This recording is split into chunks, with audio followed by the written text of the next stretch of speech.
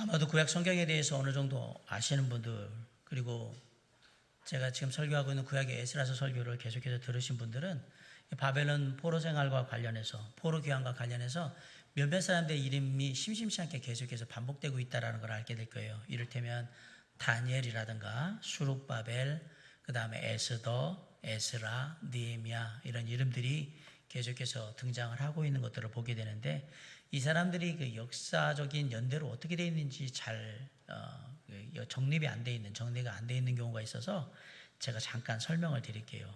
바벨론 포로 생활과 관련돼서 제일 먼저 등장하는 사람은 다니엘입니다.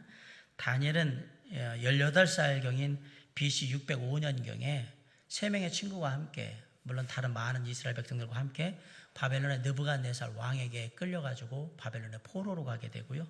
나중에 그 느부갓네살 왕의 꿈을 해석함으로 말미암아 바벨론의 총리가 된 후에 신바벨론 제국의 마지막 왕인 벨사살 왕, 그리고 메대의 다리오 왕, 그리고 통일된 메데바사 제국의 고레스 왕까지 4명의 왕을 섬긴 인물입니다. 여기 고레스 왕이 나오네요. 네, 다니엘이 고레스 왕 때에도 살아 있었다라고 보여집니다. 다니엘은 메데바사 제국의 첫 번째 왕인 고레스 왕 원년 BC 537년에 제1차 포로 귀환을 누가 하냐면 수룹바벨이 하게 되잖아요. 그때에도 바벨론에 살아있는 것으로 성경은 분명히 기록하고 있거든요. 그래서 다니엘은 이때까지 있었던 인물이고요. 두 번째 인물이 잘 아시지만 수룹바벨 제1차 포로 귀환을 고레스 왕 원년에 이루었던 그 사람이 바로 이 수룹바벨이에요. 그 다음으로 등장하는 사람이 누구냐면 에스더입니다. 에스더는 메데 바사 제국의, 우리가 말하는 바사 제국, 바사가 왜 메데 바사라고 하냐면 사실은 메데 바사의 연합국이 바벨론을 멸망시켰고요.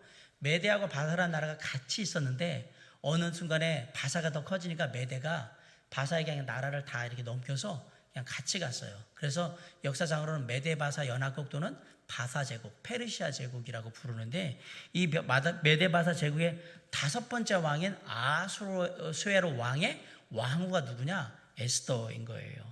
나중에 모르드게와 함께 하만의 계략에 빠져가지고 이스라엘 백성들이 몰살당한 위기에서 구원했던 여인이 누구냐? 바로 이 에스더고요. 그럼 에스라는 누구냐? 에스라는 메데바사 제국의 6번째 왕인 아닥사스다 왕, 그 바로 다음 왕 아닥사스다 왕 때 제2차 포로 귀환을 이루었던 학자 겸 제사장이 누구냐? 에스라인 겁니다. 이 에스라는 와서 이스라엘 백성들의 신앙의 개혁을 이루었던 그런 인물입니다. 마지막으로 등장하는 느헤미야는 누구냐? 느헤미야는 아닥사스다 왕의 술 맡은 관원이었는데 3차 포로 교환을 통해서 예루살렘 성벽을 재건하고 이스라엘의 예루살렘이 원래의 모습을 어느 정도 갖출 수 있도록, 나라의 모양을 갖출 수 있도록 그렇게 이끌어간 리더, 유대인 총독이 누구냐? 느헤미야인 거예요. 그래서 바벨론 포로 생활과 포로 교환에 관련해서 나오는 사람들의 순서를 보면 다니엘이 먼저고, 그 다음에 수룹바벨, 그 다음에 에스더, 그 다음에 에스라, 느헤미야, 이런 순으로 등장한다라는 것들은 우리가 한 번쯤 좀 생각을 해보면서 알아두시면 좋겠습니다. 오늘 본문 에스라 7장 마지막에 보면 이스라엘 백성들에게 하나님께서 은혜를 베푸셔서 이스라엘의 성전 회복을 이룰 수 있도록 도와주신 그 하나님에 대해서 찬양하는 내용이 나와 있습니다. 우리 다시 한번 27절, 28절 다 같이 한번 읽어볼까요? 자, 시작. 우리 조상들의 하나님 여호와를 송축할지로다.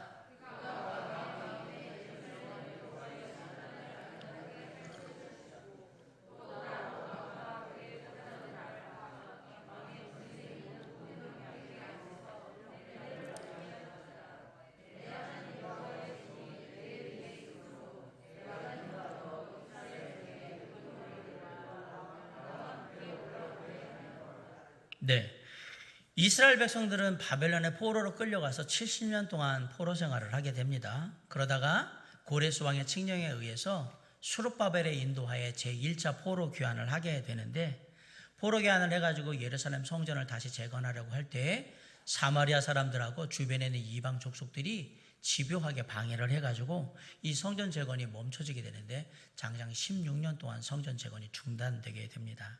다행히 하나님의 도우심으로 아닥사스다 왕 때에 다시 성전 재건에 대한 명령이 내려오게 되고요. 그리고 성전 재건에 대한 명령이 이루어진 지 4년 만에 예루살렘 성전의 재건이 마무리되게 됩니다. 근데 성전이 완공되었음에도 불구하고 학개 선지자나 스가랴 선지자가 예언했던 하나님의 나라, 영광스러운 하나님의 나라는 아직 이루어지지 않았어. 여전히 하나님의 땅, 약속의 땅 예루살렘에서는 온전한 예배가 드려지기가 어려웠고요. 율법 또한 제대로 잘 가르쳐진 상태가 아니어서 여러 가지 많은 가르침의 혼란도 있었고, 또 그러는 가운데 이방인들과 통혼을 함으로 말미암아서 이방 사람들이 섬기던 우상 숭배하던 그런 모습들이 이스라엘 백성들의 어느 정도 이렇게 침투해 있는 그런 상황 가운데 있었습니다. 사실은 과거 바벨론의 포로로 끌려갈 때도 이러한 상황들 때문에 바벨론의 포로로 끌려가게 됐었던 건데, 돌아와서 예루살렘 성전을 재건한 다음에도 금방 좋아진 게 아니라 별반 나아진 것이 없이 그냥 그 상태가 어느 정도 유지되는 그런 모습을 보이고 있었던 거예요. 이런 모습을 지켜본 학자 에스라가 마음의 소망을 품게 된 거예요. 진짜 하나님의 땅 이스라엘 예루살렘에서 하나님을 향한 예배가 온전히 회복되기를 바랬고, 그리고 하나님의 백성 이스라엘 백성들이 하나님의 말씀인 율법을 잘 깨달아 알아서 온전히 하나님의 말씀에 순종하는 그런 삶을 살기를 원했고, 마지막으로 이방 사람들과 이 통혼이 금지됨으로 말미암아서 이방의 우상 숭배가 이스라엘 백성들 안에 들어온 이런 것들이 다 이제 금지되기를 끝나기를 간절히 바라는 소망이 있었어요. 그래서 바벨론에서의 생활을 접고 예루살렘으로 돌아와서 하나님의 말씀을 연구하고 그 말씀을 이스라엘 백성들에게 가르쳐서 그 말씀을 이스라엘 백성들이 잘 따라 행할 수 있도록 그렇게 하기를 소망했던 겁니다. 이렇게 에스라에게는 큰 비전이 있었고요. 그걸 이루고자 하는 열망도 있었는데 장애물도 많았습니다. 그 장애물 중에 가장 큰 장애물이 뭐였냐? 아닥사스다 왕이었어요. 왕. 제가 조금 아까 얘기 드렸던 아닥사스다 왕이 쭉 등장을 하는데, 사실 아닥사스다 왕은 이스라엘이라는 나라에 그렇게 호의적인 왕이 아니었습니다. 이스라엘이 예루살렘에서 돌아가서 성전 재건을 할 때 그 성전 재건하는 걸 못마땅히 여겨서 중지시켰던 왕이 누구냐? 바로 이 아닥사스다 왕이에요.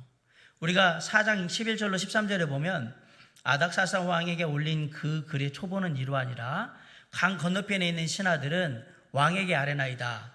당신에게서 우리에게로 올라온 유다 사람들이 예루살렘에 이르러 이 폐역하고 악한 성읍을 건축하는데 이미 그 기초를 수축하고 성곽을 건축하오니 이제 왕은 아시옵소서. 만일 이 성읍을 건축하고 그 성곽을 완공하면 저 무리가 다시는 조공과 관세와 통행세를 바치지 아니하리니 결국 왕들에게 손해가 되리이다 라고 어느 날 아닥사스다 왕에게 예루살렘에서 고발장이 날라온 거예요. 이스라엘 백성들을 고발했던 거예요. 이스라엘 백성들이 성전을 재건하고 성벽을 재건하는 이런 일들은 다 세금을 안 바치려고 하는 일입니다. 쉽게 말하면 자기네들 나라를 만들어서 독립하려고 하는 반역의 음모가 있기 때문에 그렇게 한 겁니다라고 고발이 들어온 거예요. 그러면서 얘기한 거예요. 과거의 역사를 잘 보면 이스라엘이 그렇게 했다가 항상 배신했던 역사가 있습니다. 그러니까 잘 보세요. 그랬는데 진짜로 과거에 보니까 식민 통치를 받고 있대 이렇게 놔주면 다 이렇게 독립했던 걸 본 거예요. 그 주장이 맞았다는 걸 확인하고 아닥사스다 왕이 성벽 재건을 중단시킵니다. 4장 21절에 보면 이제 너희는 명령을 전하여 그 사람에게 공사를 그치게 하여 그 성을 건축하지 못하게 하고 내가 다시 조서 내리기를 기다리라. 성벽 재건도 성전 재건도 여러 가지 문제들이 있었는데 불구하고 이제 나라를 이루기 위한 그런 준비들을 못하도록 막은 사람이 바로 아닥사스다 왕이었어요. 그런 아닥사스다 왕이 어떻게 마음을 바꿨을까? 자, 7장 27절 우리 다시 한번 읽어보겠습니다. 시작.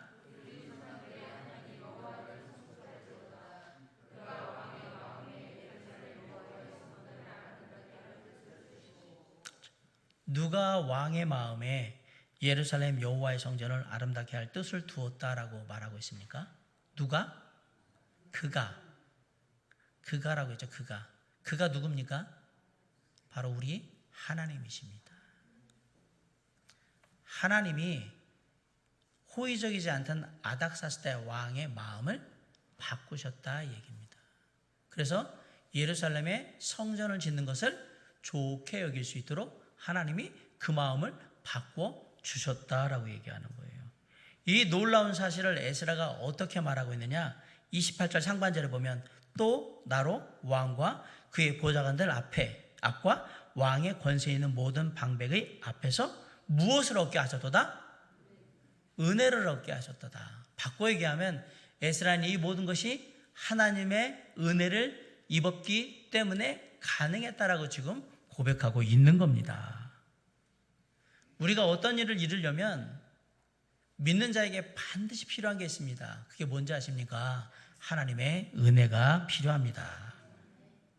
우리가 아무리 기를 쓰고 노력을 해도 하나님의 은혜가 없으면 안 되는 겁니다.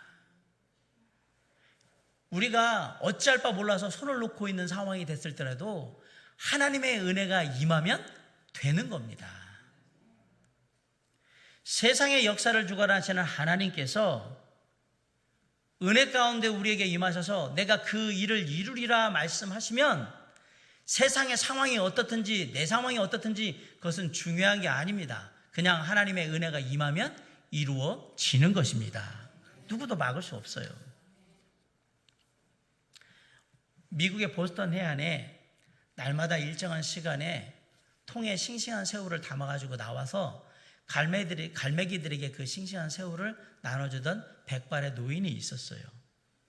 사람들은 왜 저 노인이 돈도 별로 없을 텐데 그 비싼 새우를, 그것도 살아있는 새우를 맨날 저기 통으로 한가득 가져다가 저 갈매기들에게, 아무 일도 안 하는 갈매기들한테 왜 맨날 먹이고 있을까? 라고 생각을 하면서도 그 누구도 왜 그걸 하냐고 물어보는 사람은 아무도 없었어요. 그러던 어느 날 한 어린아이가 할아버지가 그걸 하고 있는 모습을 쭉 보다가 할아버지한테 갔어요. 그리고 물어봤어요. 할아버지는 왜 맨날 똑같은 시간에 와가지고 저 갈매기들한테 이 싱싱한 새우를 주는 거예요? 라고 물어봤어요. 그러자 이 백발의 노인이 그때 왜 이 일을 하게 됐는지를 알려줬어요. 나는 2차 세계대전 때 미군의 군함을 이끌어가던 함장이었는데 전투 중에 일본 군함에게 어뢰를 맞아가지고 우리 군함이 격침이 돼가지고 물에 빠져가지고 다 수장될 상황에서 간신히 구명보트를 타고 나하고 몇 명의 병사들이 살아나왔다. 그래가지고 그 망망대해를 떠돌아다니게 됐는데 나중에 물도 떨어지고 식량도 떨어지고 기진맥진하니까 병사들이 한둘씩 죽기 시작했고 내가 제일 마지막까지 살아있다가 정신이 몽롱해서 이제 나도 죽는구나 라고 생각하고서 눈을 감았는데 뭔가 좀 이상해서 눈을 떠보니까 내 어깨에 갈매기가 한 마리 와서 앉아있는 거예요. 이 망망대에 어디서 갈매기가 왔는지도 모르겠지만 귀찮아서 처음에는 갈매기를 쫓으려고 막 그랬는데 이 갈매기가 아무리 그래도 날아가질 않고 어깨에 계속 앉아있더라는 거예요. 그때 깨달았대요. 하나님께서 이 갈매기를 잡아먹고 살으라고 나한테 보내주셨나 보다 라고 생각하고 그때 그 어깨에 앉아있던 갈매기를 잡아서 먹고 내가 며칠을 더 버틸 수 있었다. 그런데 너무나도 운이 좋게 그 며칠 버티는 순간에 아군의 군함을 만나서 내가 살아났다. 그리고 돌아오게 됐는데 그 이후로 나는 단 한순간도 그 갈매기의 고마움을 잊어본 적이 없다. 사람들은 우연히 망망대해 갈매기가 날아와서 나한테 있었다고 얘기하겠지만 나는 그것이 전적인 하나님의 은혜라, 나를 살리신 은혜라고 믿는다. 그래서 내가 죽을 때까지 그 갈매기에게, 나에게 잡혀먹힌 그 갈매기에게 고마운 마음을 지금 여기 있는 갈매기들한테 나눠주고 있는 거야 라고 설명을 한 거예요. 하나님의 은혜, 하나님의 은혜를 느낀 자는 이렇게 아무런 대가도 없이 하는 거예요. 하나님의 은혜는 우리에게 주어진, 진짜 아무런 대가 없이 우리에게 주어진 하나님의 혜택, 그것이 바로 하나님의 은혜입니다. 그 은혜가 없으면 우리가 살 수도 없고요, 아무것도 할 수가 없는 것입니다. 야고보서 4장에 보면 한 유대인 상인의 이야기가 나옵니다. 그 상인이 뭐라고 하냐면 내가 오늘이나 내일이나 내가 생각했던 곳에 가서 내가 장사를 해가지고 거기서 1년 동안 장사를 하면 돈을 많이 벌 거라고, 내가 그렇게 할 거라고 그러면서 아주 자신에 차서 얘기합니다.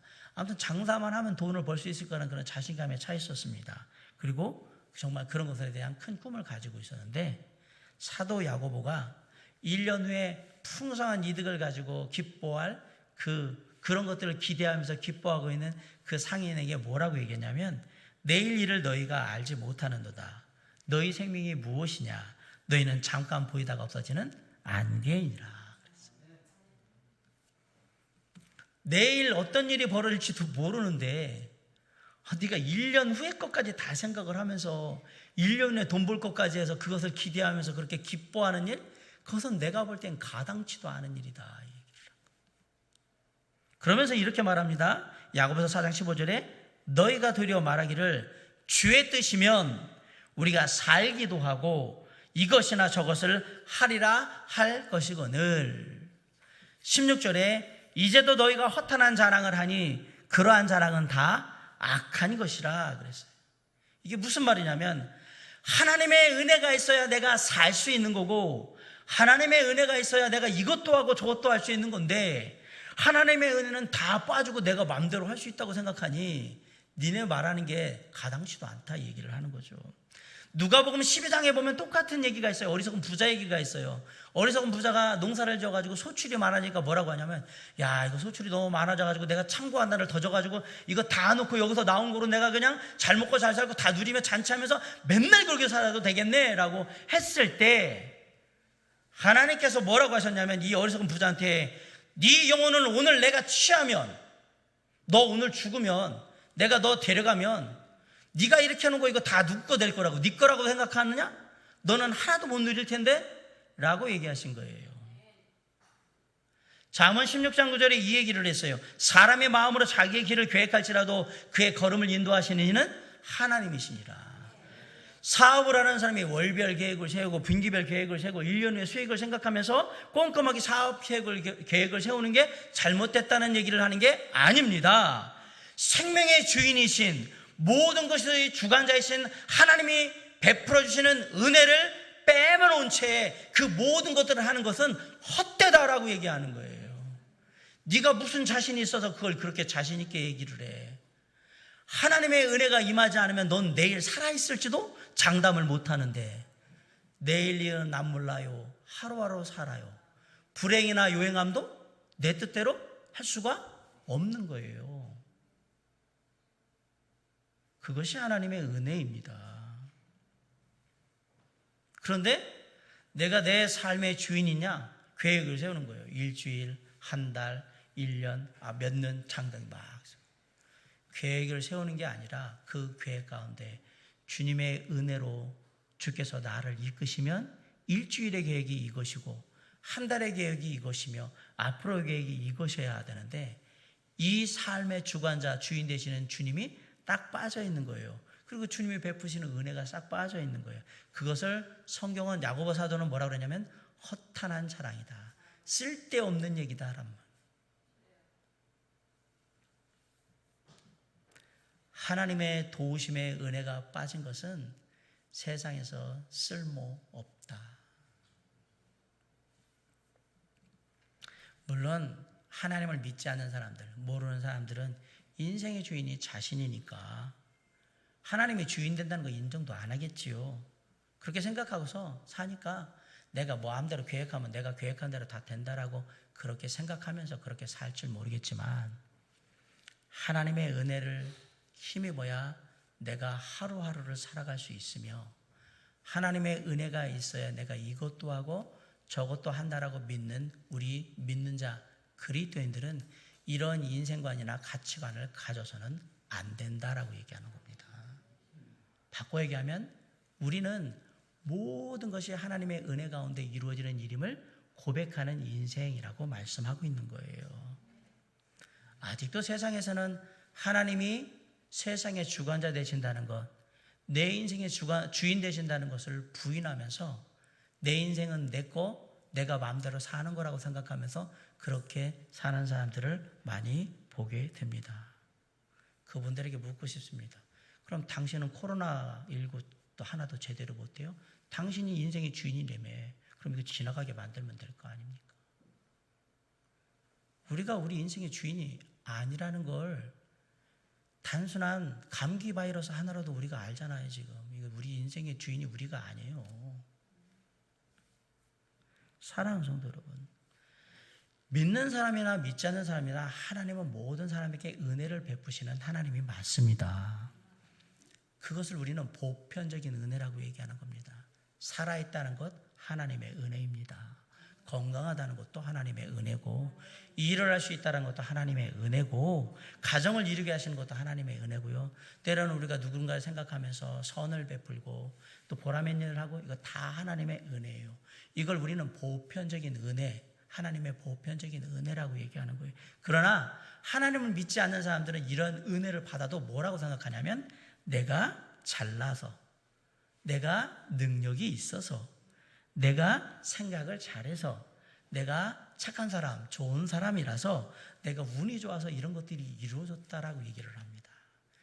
그 사람들에게 하나님의 은혜는 존재하지 않는 거예요. 그러다 일이 좀 안 되잖아요? 그럼 뭐라 그래요?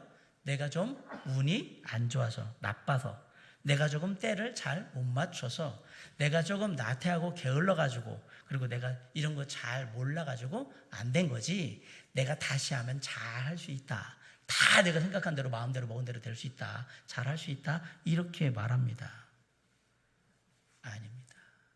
하나님이 은혜로 임해 주셔야 뜻한 바를 이룰 수 있는 겁니다. 하나님의 은혜가 우리가 소원하는 바를 이루게 하신다라는 사실을 우리가 잊으면 안 됩니다. 모든 것은 하나님의 은혜 가운데 이루어지는 일들인 겁니다. 그 하나님의 은혜가 아닥사스다 왕에게 임했을 때 어떤 일이 베푸는데, 이스라엘 백성들을 싫어했던 아닥사스다 왕의 마음이 바뀌어서 예루살렘의 성전을 재건해주고 싶은 마음이 생겼잖아요. 무엇 때문에? 하나님의 은혜로 말미암아서 그 마음이 생긴 거예요. 그렇게 하나님의 은혜가 이스라엘을 싫어했던 아닥사스다 왕에게 임했을 때 아닥사스다 왕의 마음이 바뀌었어요. 바뀌면서 무슨 일이 벌어졌느냐? 누군가가 눈에 들어오기 시작했어요. 누굴까요? 에스라가 눈에 들어온 거예요. 네가 그 일을 해라, 이 얘기 된 거예요. 원래 에스라는 아닥사스다 왕의 눈에 들었던 사람이 아닙니다. 근데 하나님께서 그 마음을 바꾸시고 예루살렘의 아름다운 하나님의 성전을 다시 짓고자 하는 그런 간절한 소망을 줬을 때 누가 보였느냐? 에스라가 보인 거예요. 하나님의 땅 예루살렘에 돌아가서 하나님의 비전을 이루고자 했던 에스라가 보이는 거예요. 그리고 그에게 얘기를 합니다. 모든 왕의 왕 아닥사스다는 하늘의 하나님의 율법의 완전한 학자 겸 제사장 에스라에게 조서를 내리노니, 우리나라에 있는 이스라엘 백성과 그들 제사장들과 레위 사람들 중에 예루살렘으로 올라갈 뜻이 있는 자는 누구든지 너와 함께 갈지어다. 그러면서 7장 21절에서 이렇게 얘기합니다. 나 곧 아닥사스다 왕이 유브라데 강 건너편 모든 창고지기에 조서를 내려 이르기를, 하늘의 하나님의 율법 학자 겸 제사장 에스라가 무릇 너에게 구하는 것을 신속히 시행하라. 이 말하면 에스라가 얼마나 아닥사스다 왕에게 신뢰를 받고 있는지를 알 수 있잖아요. 해달라는 거 다 해줘, 빨리 해줘, 빨리 짓도록. 하나님의 은혜가 아닥사스다 왕에게 임했을 때 어떤 일이 벌어졌습니까? 이스라엘을 싫어했던 마음이 이스라엘 예루살렘 땅에 성전을 짓고 싶은 마음으로, 그리고 이스라엘 예루살렘을 회복시키고자 하는 마음으로 바뀌었습니다. 그래서 에스라에게 얘기한 거예요. 네가 그 일을 해라. 그러면서 얘기하는 거예요. 내가 너한테 특권을 줄게. 첫 번째는 네가 원하는 사람 다 데리고 가서 그 일을 하라고 얘기를 했고, 두 번째, 돈 많이 들지, 내 창고에 돈 많거든, 금은 다 가져가서 예배 드릴 수 있는 그거 너 네가 다 해라고 얘기를 했고요. 세 번째, 성전에서 일하는 사람들이 있을 거야. 하나님 예배 드리면서 일하는 사람, 레위 사람들 같은 사람들, 그 사람들은 세금도 안 내게 내가 면세해 줄 테니까 걔네들 다 데리고 일을 하라고 그렇게 준 거예요. 하나님의 은혜가 임할 때 내가 바꿀 수 없는 것, 내가 할 수 없는 것이 바뀌는 겁니다. 사실 이런 아닥사스다 왕의 마음을 바꾸는 거나, 이스라엘 백성들이 주저주면서 가기 싫었던 그 마음을 바꿔서 예루살렘 땅으로 가게 하는 거나, 이방의 방백들이 그동안에 그 부정적이고 정말 방해하려는 그 마음에서 이제는 왕의 명령을 따라서 순종하면서 그 일을 하게 만드는 거나, 그거는 에스라가 할 수 있는 영역의 문제가 아닙니다. 누가 하셔야 되는 일이냐? 하나님이 하셔야 되는 일이에요. 하나님의 은혜가 임할 때 이 모든 게 다 바뀐 겁니다. 하나님께서 최고 결정자인 아닥사스다 왕의 마음을 바꾸셨고요. 성전을 재건해서 정말 이스라엘을 하나님의 나라로 다시 세워보자 하는 이스라엘 백성들의 마음을 다시 회복시키셨고요. 방해하던 이방 방백들의 마음을 바꾸셔서 이제 왕의 명령을 따라서 신속하게 이 일을 이룰 수 있도록 도와주자라고 마음을 다 바꾸신 거예요. 하나님의 은혜가 임했을 때 에스라가 뜻한 바를 이룰 수 있었습니다.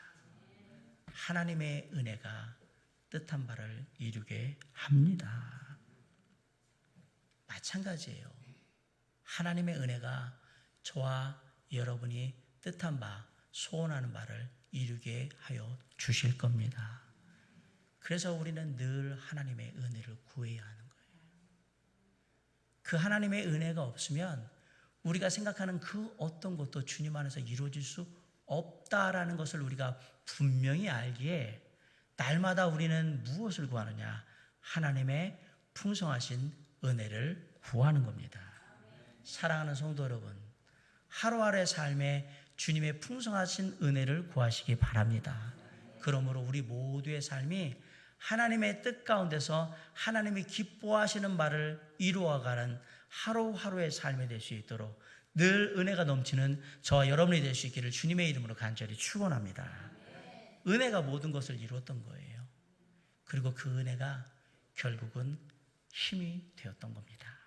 에스라에게 임한 하나님의 은혜는요, 하나님 앞에서 뜻한 바를 이루는 큰 힘이 되었습니다. 우리 28절 한번 다 같이 읽어볼까요? 시작. 또 나로 왕과 그의 보좌관들 앞과 왕의 권세에 있는 모든 방백의 앞에서 은혜를 얻게 하셨도다.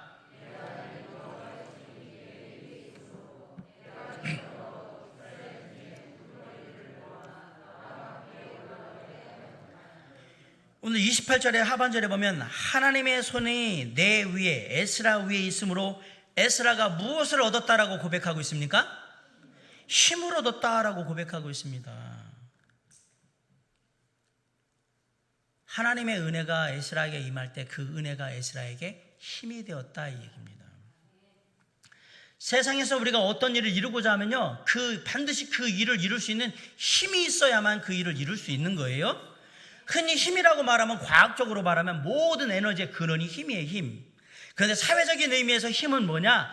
자신이 원하는 것을 얻을 수 있는 능력을 힘이라고 해요.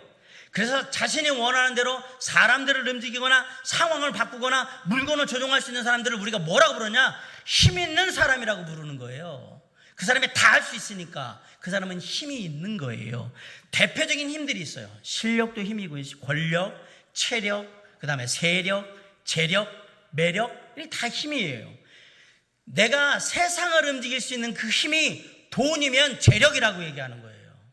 그리고 그 힘이 지위면 권력이라고 얘기를 하는 거고요. 그 힘이 아는 지식에 나오면 실력이라고 얘기를 하는 겁니다.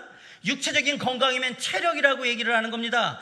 그 힘이 사람의 숫자에서 나오면 세력이라고 얘기를 하는 거고요. 그 힘이 아름다움에서 오면 매력이라고 얘기를 하는 겁니다. 이런 세상을 우리는 뭐라고 부르느냐? 힘이 지배하는 사회라고 부르는 거예요. 세상에서 우리가 원하는 걸 이루기 위해서는 반드시 무엇이 필요하다? 힘이 필요하다 얘기예요.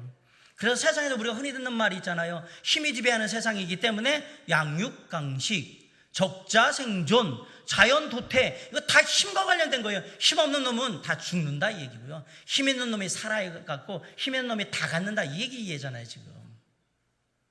사실 세상에서 힘 없으면 얼마나 무시받는지 아십니까?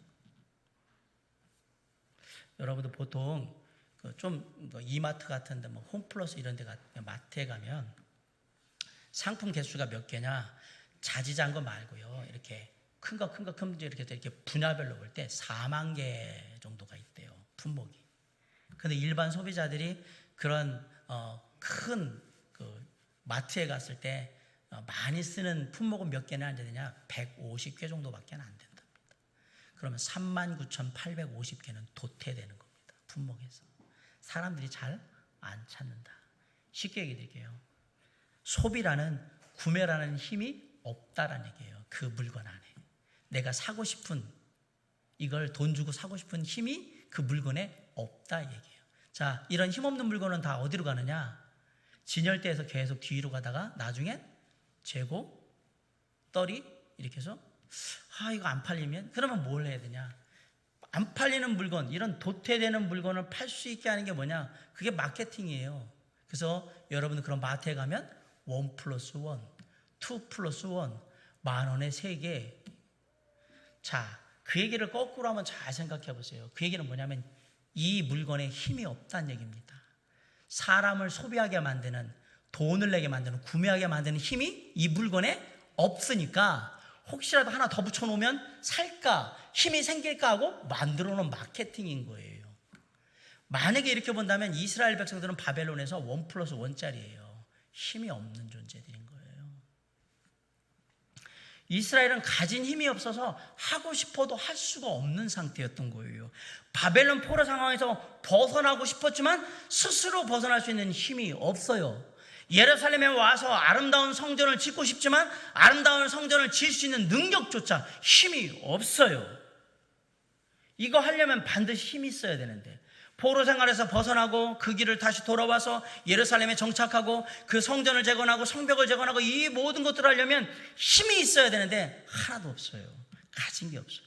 바사의 왕이나 관리들을 마음을 움직이려면 어떻게 뇌물을 보든 뭐 하든 그렇게 돈이라도 있든지, 아니면 그 바사 제국 안에 아주 촘촘하게 인적 관리가 잘 돼서 유대 사람들이 요직을 많이 갖고 있어서 그런 인적인 힘을 통해서 일을 하든지, 아니면 특별한 능력이 있어서 하나님의 놀라운 역사하신 가운데 뭔가 이루어지든지, 뭔가 이게 있어야 되는데 힘이 하나도 없는 거예요.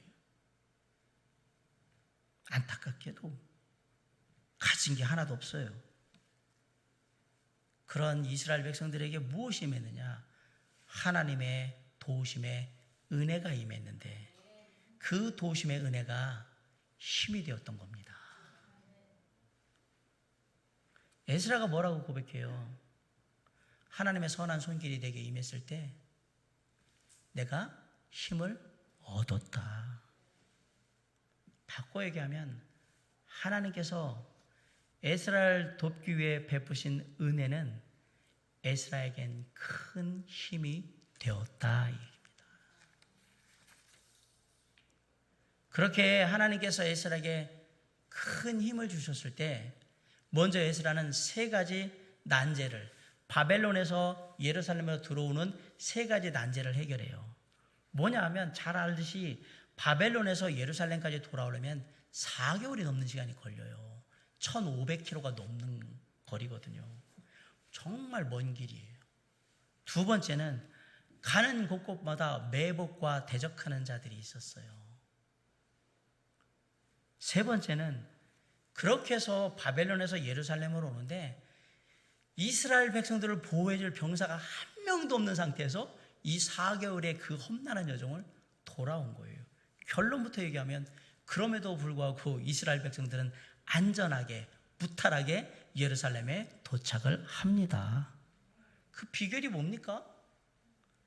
주변에 있는 그 대적들과 매복한 사람들하고 원래부터 사이가 좋아가지고 니네들은 그냥 갈 수 있도록 봐주겠다, 그렇게 했던 겁니까?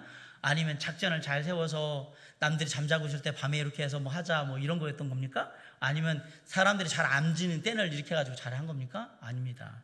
잘 생각해 보세요. 하나님의 도우심의 손길이 아니었으면 절대로 다시 돌아올 수가 없습니다. 돌아오다가 다 죽는 길인 거예요. 바꿔 얘기하면 하나님의 힘이 에스라와 이스라엘 백성들 가운데 미쳤기 때문에 하나님께서 그들을 보호하셨던 거예요. 7장 9절에 보세요. 첫째 달 초하루에 바벨론에서 길을 떠났고 하나님의 선한 손에 도우심을 입어 다섯째 달 초하루에 예루살렘에 이르렀다라고 되어 있어요. 하나님의 선한 도우심으로 4달 만에, 4개월 만에 돌아왔어요. 진짜 빨리 온 거예요. 그리고 8장 31절에 첫째 달 12일에 우리가 아하강을 떠나 예루살렘으로 갈새 우리 하나님의 손이 우리를 도우사 대적과 길에 매복한 자의 손에서 건지신지라 라고 되어 있어요. 분명히 예루살렘으로 돌아오는 이 길에 대적들, 이스라엘 백성들을 싫어하는 사람들도 있었고 매복하는 자들이 있었어요. 쉽게 말하면 강도 이런 무리들이에요. 이 사람들이 왜 있냐? 잘 생각해 보세요. 어떤 얘기를 들었냐? 바벨론에서 이스라엘 백성들이 예루살렘으로 돌아가는데 그 리더가 에스라인데 에스라와 함께 백성들이 간대. 그런데 바벨론의 왕이 얘들한테 가서 성전 지을 때 필요한 거 모든 거 다 가져가라고 그래가지고 금은 이런 거 다 가지고 지금 간대. 야, 더 놀라운 소식이 뭔지 아냐? 그런데 얘네들을 지켜줄 병사가 하나도 없이 얘네들 지금 이 길을 간대, 4개월 동안. 그러면 주변에 있는 그 도적의 무리들한테는 이게 뭐예요? 밥이잖아요. 이런 횡재가 어디 있어요? 야, 이런 횡재가 어딨냐? 그냥 가서 얘네들 다 치면 다 뭐 하는 거예요? 이거 다 우리 거 되는 건데. 수많은 이 4개월 가는 그 길 동안에 수많은 주변에 있는 많은 악한 무리들이 이스라엘을 호시탐탐 노리고 있는 거예요. 그런데 이런 이스라엘 백성들을 지켜줄 병사들이 하나도 없어요. 8장 22절에 보시면 없어요. 아무도 도와주질 않아요. 그랬는데 결론을 말하면 예루살렘 땅까지 아무런 무탈하게 아무 일 없이 도착을 해요. 어떻게? 하나님의 힘이 이스라엘 백성들을 지키셨기 때문에 그런 거예요. 그래서 얘기하잖아요. 매복한 자의 손에서 우리 하나님의 손이 우리를 건지셨다. 거기다가 에스라가 돌아와서 하나님의 성전에서 일할 사람들을 구하는데 하나님의 성전에 돌아와서 일할 사람들이 레위 사람들이잖아요. 레위 사람들을 각지에 흩어져 있고 끌려갔던 사람들 다 데리고 와야 되는데 이것도 쉽지 않았는데 8장 18절에 보세요. 하나님의 선한 손의 도우심으로 말미암아 하나님이 힘을 보태주셔가지고 그 사람들을 다 빨리 모아요. 딱 끝내서. 문제를 해결하고 성공하려면 반드시 힘이 있어야 한다고 제가 말씀을 드렸습니다. 그런데 그 힘이 어디에서 나옵니까? 바로 하나님의 은혜에서 나옵니다. 은혜가 우리를 도우시는, 하나님의 은혜가 우리를 도우시는 힘인 것입니다. 이 놀라운 사실, 주의 은혜가 나를 도우시는 힘이 된다는 것을 깨달았던 이스라엘의 위대한 왕 다윗은 이렇게 시편 18편 1절로 2절에서 고백합니다. 나의 힘이신 여호와여, 내가 주를 사랑하나이다. 여호와는 나의 반석이시요 나의 요새시요 나를 건지시는 이시요 나의 하나님이시요 내가 그 안에 피할 나의 바위시요 나의 방패시요 나의 구원의 뿌리시요 나의 산성이시로다. 내 힘만 의지하면 자꾸 넘어지고 쓰러지고 그러다가 포기하게 됩니다. 그러나 우리가 하나님의 힘을 의지하면 그 힘은 크고 무한하며 늘 우리에게 선하기 때문에 우리가 무엇인지 할 수 있는 겁니다. 그 무한하신 하나님의 힘, 능력을 의지하셔야 합니다. 그 힘으로 일하셔야 되는 거고, 그 힘으로 사업하셔야 되는 거고, 그 힘으로 직장생활 하셔야 되는 거고, 그 힘으로 공부하고, 그 힘으로 신앙생활 하는 거예요. 하나님의 힘이 어디서 나온다? 은혜에서 나오는 거예요. 그래서 우리는 날마다 은혜를 구하는 거예요. 이사야 40장 31절에 오직 여호와를 앙망하는 자는 새 힘을 얻으리니 라고 했습니다. 쉽게 말씀드리면 오직 하나님의 은혜를 구하는 자에게 힘이 주어질 것이다. 독수리의 날개치며 올라감 같을 것이요 다른 박질하여도 곤비치 아니하겠고 걸어가도 피곤치 아니하리로다. 이것이 주님이 우리에게 주시는 힘인 거예요. 그 힘으로 하루하루 살아가라고 얘기하는 거예요. 그 힘은 어디서 나오느냐? 은혜에서 나옵니다. 하루하루의 삶이 하나님께 힘을 얻는 삶을 늘 사시기를 간절히 부탁드립니다. 기쁜 일이 있을 때나 어려운 일이 있을 때나 하나님을 찾으십시오. 하나님께서 만나주시고 함께해 주실 것입니다. 괴로운 일이 있거나 슬픈 일이 있거나 어떤 경우에도 우리가 하나님을 찾으면 하나님께서는 우리에게 함께해 주시는 은혜를 베푸시며 다시 그 모든 것들을 이룰 수 있는 힘도 허락해 주실 겁니다. 세상 사람들은요, 우리가 돈 조금 얻고 힘 조금 얻고 별로 유명하지도 않고 남들이 알아주는 사람도 아니고 그러면 우리를 소홀하게 여깁니다. 그리고 중요하게 생각도 안 하기 때문에 우리를 만나려고도 잘 하지 않고요. 우리가 그러다가 어려움 당하잖아요. 친한 사람들도 전화번호 차단해서 우리 전화 안 받아요. 돈 빌려달라고 할까봐, 손 벌릴까봐. 세상은 힘이 없으면 무시당하는 사회예요. 그런데 놀라운 것은 하나님은 힘없고 연약하고 부족한 우리를 늘 사랑하시고 우리와 늘 함께하기를 원하시고 우리에게 늘 은혜를 베푸시는, 그리고 우리에게 새롭게 회복할 수 있는 힘을 주시는 좋으신 하나님이라는 사실입니다. 하나님은 그 어떤 상황 속에서도 절대 우리를 외면하지 않는 좋으신 하나님입니다. 그리고 우리에게 은혜를 베푸시는 하나님인 거예요.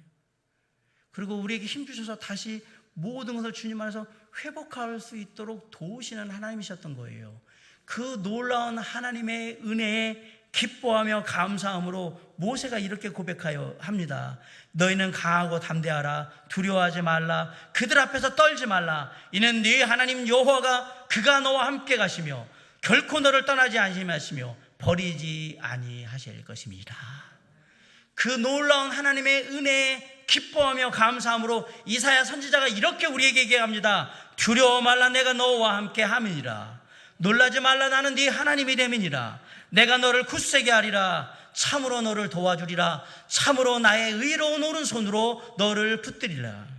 그 놀라운 하나님의 은혜로 기뻐하며 감사함으로 사도 바울이 이렇게 고백합니다. 누가 우리를 그리스도의 사랑에서 끊으리요? 환난이나 곤고나 핍박이나 기근이나 적신이나 위험이나 칼이랴. 내가 확신하노니 사망이나 생명이나 천사들이나 권세자들이나 현재이나 장래이나 능력이나 높음이나 깊음이나 다른 아무 피조물이라도 우리를 우리 주 그리스도 예수 안에 있는 하나님의 사랑에서 끊을 수 없느니라.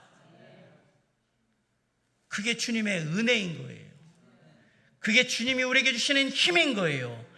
그 힘과 은혜를 깨달을 때 우리는 모세처럼, 이사야 선지자처럼, 사도 바울처럼 고백하는 거예요.